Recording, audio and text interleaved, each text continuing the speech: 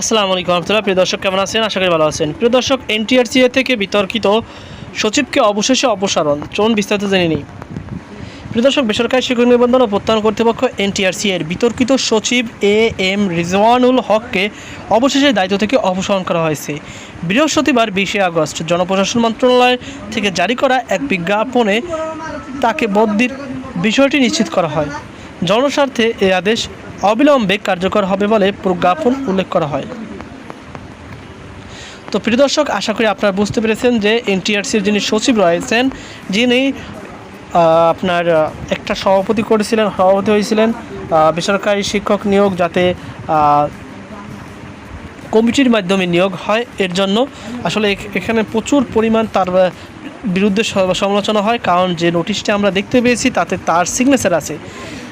এখন তাকে অবশ্যই বদলি করা হয়েছে। এটা আপনার কাছে কেমন তথ্য অবশ্যই আপনি কমেন্ট বক্সে জানাবেন। সকল ভালো থাকুন, সুস্থ থাকুন। আজকে পর্যন্ত আল্লাহ হাফেজ।